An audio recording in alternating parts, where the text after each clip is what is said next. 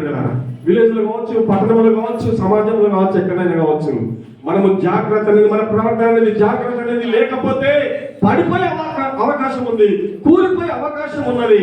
కనుక మన కుటుంబం కూడా పడిపోయే అవకాశం ఉంటుంది. మనం అనుకుంటుంది ఇప్పటితో కాదు నేను అనేది, మీరు ఇప్పటి ఈ వాక్యం విన్నంత మట్టుకు మీరు అర్థం చేసుకోవద్దు. కనుక పడిపోయేది ఎక్కడున్నా మనకు అర్థం కాదు. కనుక మనం బాగున్నామని ఎప్పుడు అనుకోరాదు, కానీ మన ప్రవర్తన జాగ్రత్తగా చూసుకోవాలి. పడిపోకుండా మనం జాగ్రత్తగా ఉండాలి. కనుక అమ్మవారిని గద్దించాలి, దొంగిన వాడిని మనం గద్దించాలి, పో అని మనం వారిని గద్దించాలి. అన్నప్పుడే నీ జీవితంలో పడిపోకుండా నువ్వు నిలబడతావు, నీ భక్తి శ్రద్ధలతో నీవు ఉంటావు, దేవుని అనుసరించి నడుస్తావు. అందుకని బట్టి బిడ్డలారా, నీ ప్రవర్తనను జాగ్రత్తగా చూసుకోనము, లేకపోతే బుద్ధిహీనులు అనుసరించినట్లయితే మీరు పడిపోతారని దేవుని లేఖన భాగం తెలియపరిచింది. అదే విధంగా దేవునికి ఏం చెప్పమన్నాడు? కృతజ్ఞతాస్తుతులు చెల్లించుతూ ఏం చేయాలి? తెస్సలోనిక ప్రతి విషయం అందులో కృతజ్ఞతాస్తుతులు చెల్లించుడి, ఈలాగున చేయట యేసుక్రీస్తు నందు మీ విషయంలో దేవుని చిత్తము. దేవుని చిత్తం అనే మాటకు ఈ మాట కంటే చిన్నగా అర్థం చెప్తున్నాడు. దేవుని చిత్తం అంటే కృతజ్ఞత అర్పణలు చెల్లించడమే దేవుని చిత్తము. ఇచ్చేది ఆయన చిత్తము, పొందుకునేది నీ సిద్ధమే. ఆయన చెప్పండి, ఆయన ఇచ్చేది ఆయన సిద్ధము, పొందుకునేది నీ సిద్ధం. సిద్ధం సిద్ధం సిద్ధం సిద్ధం ఏమి సిద్ధము.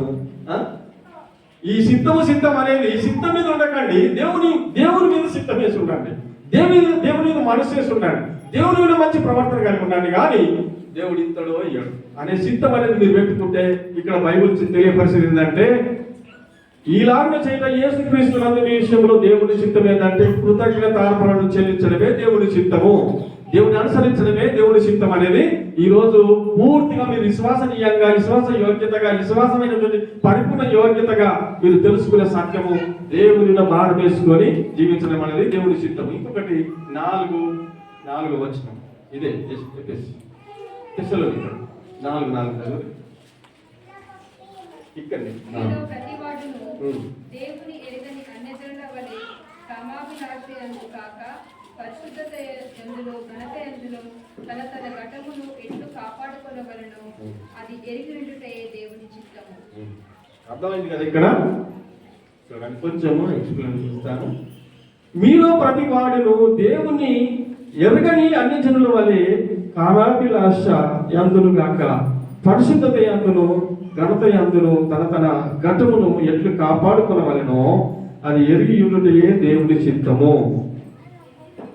దేవుని బిడ్డలారా, ఇక్కడ కామాభిలాష అనే మాట దేవుని ఎరగని అన్యజనుల వలె, దేవుని తెలుసుకుని వారి వలె ఈ లోకంలో మనం జీవించినట్లయితే, దేవుని బిడ్డవై ఉండి దేవుని చిత్తంని ఎరగని దానమై, ఎరగని వాడవై ఉండి అన్యజనుల వలె నువ్వు ప్రవర్తించి సాతాను శక్తులను నువ్వు అనుసరించి, లోకమున్న దురాత్మ శక్తులన్నింటినీ అనుసరించి నడిచినట్లయితే నీ జీవితము సగము లోకముతో సగము దేవునితో కలిసి ఉన్నప్పుడు నీ జీవితంలో జరిగే మేలేదన్నదా అని నేను అడుగుతుంటున్నాను. నీ జీవితంలో ఏ మేలన్నా నీకు జరుగుతుందా అని నేను అడుగుతుంటున్నాను.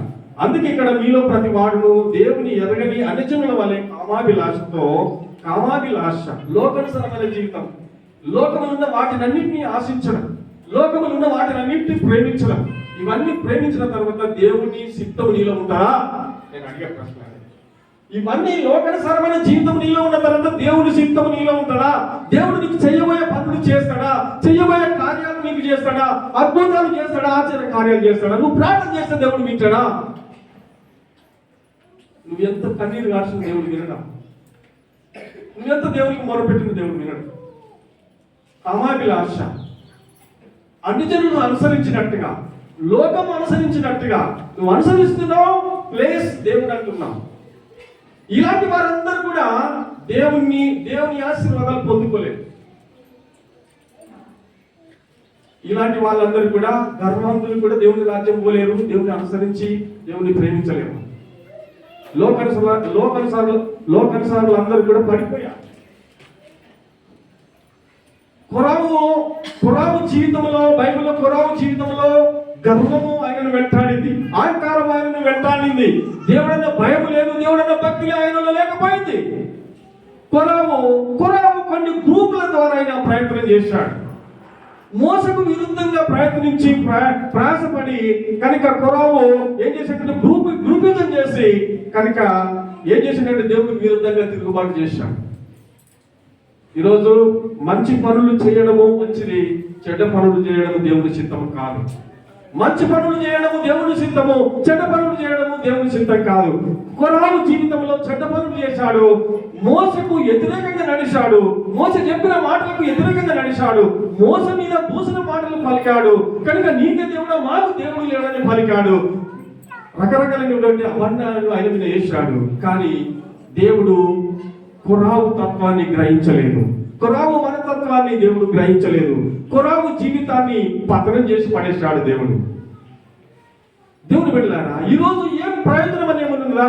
కొరావు ఆయన జీవితం పాడు చేసుకొని ఆయన గ్రూప్ అంతా పాడైపోయి కనుక ఈ లోకమైన తన ఇష్టానుసారంగా జీవించింది. కానీ బైబిల్ చెప్తుంది ఆయన జీవితాంతంలో ఏ మంచి ఆయనలో జరగలేదు. అది దేవుని చిత్తము కాదు. దేవుని చిత్తం అంటే ఏంటంటే ఆయనను అనుసరించడం దేవుని చిత్తము, ఆయనకు లోపడడం ఆయన చిత్తము. కనుక మంచి జీవితము జీవించాలి, కానీ చెడు ప్రవర్తన, చెడు లక్షణాలతో మనం జీవించకూడదు. దేవుని బిడ్డలారా, ఇక్కడ ఇంకో మాట మీకు తెలియపరుస్తున్నా చూడండి. కామాభిలాష యందుగాక పరిశుద్ధత యందును ఘనత యందును. పరిశుద్ధత అనేది క్రైస్తవ జీవితంలో, ఈ రోజు నేను తెల్ల బట్టలు వేసుకున్నా కదా, నేను తెల్ల బట్టలు వేసుకున్నా, ప్యాంట్ షర్ట్ తెల్లగా ఉన్నది, కానీ మనసు కూడా తెల్లగా ఉండాలి. హల్లెలూయా చెప్పండి, హల్లెలూయా. మనసు కూడా తెల్లగా ఉండాలి. కనుక చెరుసు కత్తులం అంటే నీలో కలమస్కం లేని, కలంకం లేని, మచ్చలేని, డాగు లేని నీ జీవితము పరిశుద్ధమైన జీవితంలో నువ్వు జీవిస్తావు. అట్టి జీవితంలో దేవుని ఆత్మ నీలో ఉంటుంది, అందులో దేవుని ఆత్మ నీలో శాంతి చేసుకుంటుంది, దేవుని ఆత్మ నీ హృదయంలో ఉంటుంది. దేవుని నీలో ఉండి కార్యం చేస్తున్నాడు. అది ఫలించే కొమ్మగా, విస్తరించే కొమ్మగా, వ్యాపించే కొమ్మగా, ఫలాలించే కొమ్మగా అది పాకుతుంది. బిడ్డలారా, ఎప్పుడు కూడా ఇక్కడ ఇంకో మాట, మీరు ఇంకో మాట చూడండి. ఇక్కడ తన ఘటమును ఎట్లు కాపాడుకోవాలనో, తన ఘటమును ఏ రీతిగా కాపాడుకోవాలనో జాగ్రత్త. నీ ఘటమును కాపాడుకోకపోతే, నీ శరీరమును కాపాడుకోకపోతే, నీ బ్రతుకును సరి చేసుకోకపోతే, నీ జీవితంలో సరైనటువంటి నడవడిక లేకపోతే నువ్వు చేసిన దానికి ఏ ప్రతిఫలం లేదు, నువ్వు చేసిన దానికి ఏమి న్యాయం లేదు బిడ్డలారా. అందుకే నీ ఘటమును జాగ్రత్తగా, నీ ఘటము, నీ శరీరమును జాగ్రత్తగా చూసుకో. నీ శరీరము దురాశలకు లోను కాకుండా, దురాలోచనలకు లోను కాకుండా ఈ ఘటమును చాలా జాగ్రత్తగా మనం చూసుకోవాలి. అందు విషయంలో మనము మన ఘటమును ఎట్లు కాపాడుకోవడం వల్ల ఏమిటి ఏ దేవుని చిత్తం, మనము జాగ్రత్త కలిగి మనము సాధు చేసుకొని మనము దేవుని బిడ్డలంటేనే సాధు. మీకు తెలుసా, దేవుని బిడ్డలంటేనే సాధు, దేవుని బిడ్డలంటే నపుంసకులు. దేవుని బిడ్డలంటే నపుంసకులు, ముగ్గురు నపుంసకులు ఉంటారు. నపుంసకులు అలా ముగ్గురు నపుంసకులు ఉంటారు. నపుంసకుడు తర్వాత దేవుని కొరకు నపుంసకులు. ఒకటి నపుంసకులుగా ఉంటారు, రెండోది దేవుని కొరకు నపుంసకులుగా ఉంటారు. మన పరిచయ నిమిత్తం అనుకుంటున్నారు, నపుంసకులు ఉండాలి. ఈ ముగ్గురు నపుంసకులు అంటే తెలుసు కదా. మొదటి నపుంసకుడు ఉత్తరే, రెండో నపుంసకుడు కూడా లోకానుసారమైనటువంటి నపుంసకుడు కాదు, దైవశక్తానుసారమైనటువంటి నపుంసకుడు. మూడోది ఏంటంటే అది మత్తయి సువార్తలో ఉంటుంది, అది ఇప్పుడు నాకు జ్ఞాపకం లేదు. అయితే అక్కడ ఈ నపుంసకుడు, ఇంకో నపుంసకుడు ఏంటంటే ఏ పాపము చేయని వాడు నపుంసకుడు. హల్లెలూయా. ఈ నపుంసకులు అనే మాట ఏంది? ఈ ఘటనను ఏ రీతిగా కాపాడుకోవాలి? నపుంసకత్వము మనలో ఉండాలి. ఈ నపుంసకులు అనేటువంటి మాట ఏ తప్పు చేయడు, ఏ పాపం చేయడు. కానీ యేసుక్రీస్తు నమ్మిన మనమందరం కూడా నపుంసకులనే. అంటే మనం మంచి స్థితి, మంచి నడక, మంచి భార్య పిల్లలు, కుటుంబము హ్యాపీగా ఉందని కూడా నపుంసకులే. సేవకుడు కూడా నపుంసకుడే. ఆమె చెప్పండి, హల్లెలూయా. రైట్, చివరి మాట చెప్పుకుందాము, చెప్పి ముగించుకుందాం. ఇంకా యోహాను సువార్త 10వ అధ్యాయము. యోహాను సువార్త 10వ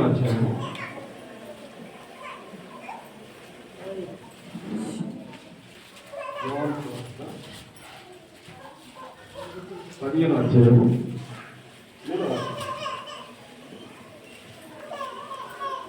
3వ వచనం. నేను మీతో చెప్పిన నా యందు నిలిచిండుడి, నీ యందు నేను నిలిచిండుడి. తీగె ద్రాక్షవల్లిలో నిలిచి ఉంటేనే గాని తనంతట తానే ఎలాగూ ఫలింపదో, అలాగే నా యందు నిలిచి ఉంటేనే గాని మీరు ఫలించండి. చాలు. ఇక్కడ ఈ మాటను మనం తెలుసుకుందాం.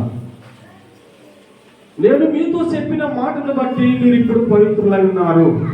మీరు కాపాడుకుంటున్నారు కాబట్టి, నా మాటలు వింటున్నారు కాబట్టి, నా వాక్యానుసారంగా మీరు నడుస్తున్నారు కాబట్టి మీరు పవిత్రులై ఉన్నారన్న. పేతురు ఒక మాట అడిగాడు. యేసు ప్రభు పేతురు ఒక మాట అడిగాడు. ఏమని అడిగిందంటే, అందరు అంటున్నారు, ఒకడేమో మెస్సియా అంటున్నాడు, ఒకడేమో యోహాన్ అంటున్నాడు.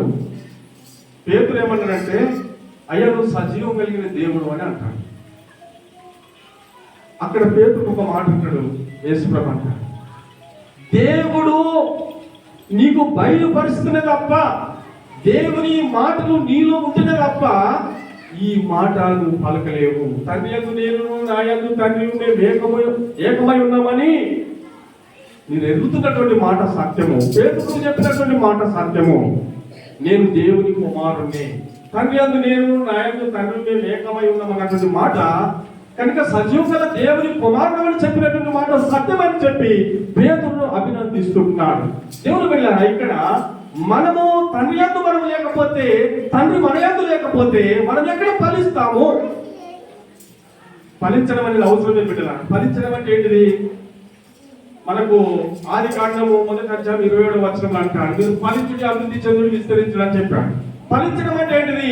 పిల్లలు కనుగొనడం ఫలించడమే. భూమి విత్తనాలు వేసి పంట పండించడం ఫలించడమే. కనుక మనం అభివృద్ధి చెందడము ఫలించడమే. మనము ఉద్యోగాలు పొందడంగా ఫలించడమే. మనం హాయిగా ఆనందంగా సంతోషంగా ఉండడము ఫలించడమే. ఈ ఫలించడం అనేటువంటి మాట, ఈ ఫలించడం అనే మాట మనందరి జీవితంలో ఫలించాలని దేవుడికి ఇష్టమైనది. అందుకే ఇక్కడ అంటుంది, నేను మీతో చెప్పిన మాటను బట్టి మీరు ఇప్పుడు పవిత్రులై ఉన్నారు. నా యందు నిలిచిండుడి, నేను మీ యందు నిలిచిందును. నేను తీగ ద్రాక్షవల్లిలో నిలిచిండునే కానీ తనంతట తాను ఎలాగూ ఫలింపదో, ఫలింపదో. కానీ అనే మాట మనమందరం ఫలించాలి. ఫలించే గొర్రెలుగా ఉండాలి, ఫలమిచ్చే గొర్రెలుగా ఉండాలి, ఆశీర్వదింపబడే కుటుంబాలుగా ఉండాలి, దీవించబడే కుటుంబాలుగా ఉండాలి. కానీ సాధారణ కుటుంబాలుగా, లోకసరమైనటువంటి కుటుంబాలుగా, కనుక సాధారణ రాజ్యము ప్రభుత్వం చేస్తున్న కుటుంబాలుగా మనం ఉండకూడదని మరొకసారి మీకు తెలియపరుస్తున్నాను బిడ్డలారా. ఇక్కడ ఈ మాటలు మీరు పవిత్రులై ఉన్నారు. పవిత్రులు అంటే ఏంటిది? పవిత్రులు ఎవరు? పవిత్రులు ఎవరు? నీతిమంతులు. పవిత్రులై ఉన్నారు, నీతిమంతులై ఉన్నారు అని దేవుడు అంటాడు.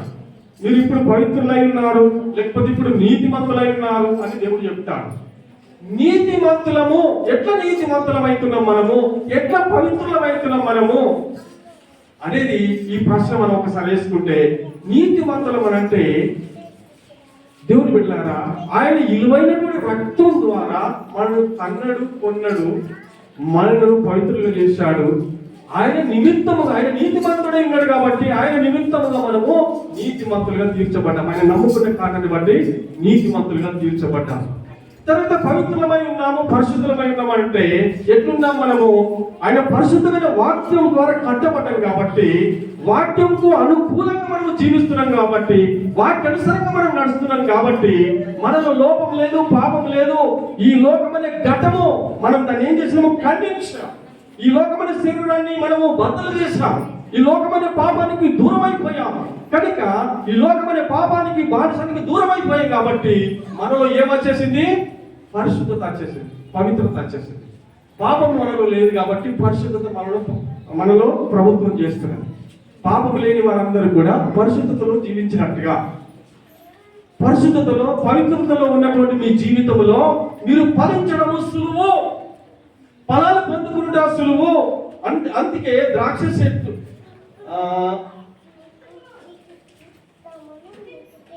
ఇక్కడ అంటే 2వ వచనంలో అంటాడు, నాలో ఫలింపని ప్రతి తీగను ఆయన తీసి పారవేయును, ఫలించు ప్రతి తీగ మరి ఎక్కువ ఫలింపవలనని దానిలోని పనికిరాని తీగలను పారవేయును.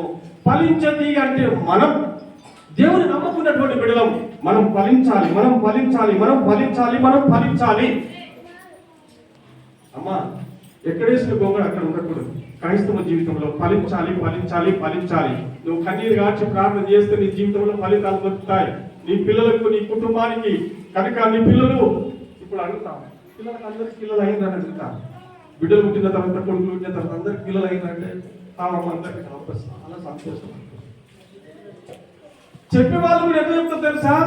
నా బిడ్డలకి ఏంటి సంతానం, నా కొడుకులకి ఏంటి సంతానం, అందరికి సాయం ఏంటి సంతానం అని వారికి ఎంత ఆగ్నేష్ ఉంటుందో తెలుసా? చాలా ఆనందంతో చెప్తాం. ఏదన్నా నీకు అక్కడ రిమార్క్ చెప్తావా? ఇది చెప్తా, అన్ని చెప్పుకోవడానికి అక్కడ ఆగిపోతాం. ఇంకొకటి కాలేదు మాకు అని అంటాం. అంటే దేవుడిలో ఫలించడం అనేది ఎప్పుడు జరుగుతుందంటే పరిశుద్ధ మనలో ఉన్నప్పుడు, పవిత్రత మనలో ఉన్నప్పుడు, పాపాన్ని ద్వేషించి పాపానికి దూరంగా జీవించి, కనుక పాపం అనే పాశాన్ని మనము పడవేసినప్పుడు పరిశుద్ధత మనలోనికి ఎంటర్ అవుతుంది, పవిత్రత మనలోనికి ఎంటర్ అవుతుంది. మనం పరిశుద్ధంగా జీవించినప్పుడు ఫలాలు మనం వెంటాడుతాయి, సాతాను దూరం అయిపోతాం. దేవుని పిల్లలు, ఇలాంటి జీవితం మనకు కావాలని నేటి దినం నేను మీకు కోరుతున్నాను. చివరి మాట తీసుకుందామా? ఎప్పుడే మాట్లాడాను, ఇంకేం చెప్తలేను. ప్రకటన గ్రంథం 1:6 మాట్లాడుతుంది అయిపోతుంది. అక్కడ అన్నమైందా? అయిందా? అంత అయిపోయిందా? నాకు అయిపోయిందా? కొంచెం ఓర్చుకోవట్లేదు, ఏమనుకుంటుంది. ప్రకటన గ్రంథము 1:6. మనలను ప్రేమించుచు తన రక్తం వలన మన పాపముల నుండి మనల్ని విడిపించిన వానికి మహిమయు ప్రభావములు యుగయుగములు కలుగును గాక. ఆమేన్. ఆమేన్. ఈ ఆశీర్వాదం మీకు ఇచ్చడానికి కొరకు నేను చెప్తున్నాను. మనలను ప్రేమించుచు తన రక్తం వలన మన పాపముల నుండి మనలను విడిపించిన వానికి మహిమయు ప్రభావములు యుగయుగములు కలుగును గాక. ఆమేన్. చూసారు కదా, ఈ మాట మీకు బ్లెస్సింగ్ కరెక్ట్ ఉంటుంది. ఏమని ఉంటుంది? మనలను ప్రేమించాడు, తన రక్తం వలన మన పాపముల నుండి విడిపించాడు. ఏం చేశాడు? మొట్టమొదటిగా మనను ప్రేమించాడు, రెండోది తన రక్తం వలన మన పాపముల నుండి మనను విడిపించాడు. ప్రేమించిన దేవుడు మన పాపం నుంచి విడిపించాడు. ఈరోజు యోహాను సువార్త ఏం చెప్పింది? 10:3 మీరు పవిత్రులు, పరిశుద్ధులై ఉన్నారు. విడలారా, మన పరిశుద్ధులు, పవిత్రులు. మనం కలమస్తం లేకుండా చూసుకోవాలి, కలంకం లేకుండా చూసుకోవాలి. ఆత్మతో, సత్యముతో దేవుని ఆరాధించాలి. ప్రార్థన చేయాలంటే ఆరతీర మనం ప్రార్థన చేసి దేవుని మయపరచాలి. అటు దేవుడు గొప్ప దేవుడు. మీ అందరికీ, మీ కుటుంబాలకు, మీ పిల్లలకు ఎల్లప్పుడూ తోడుంటాడు.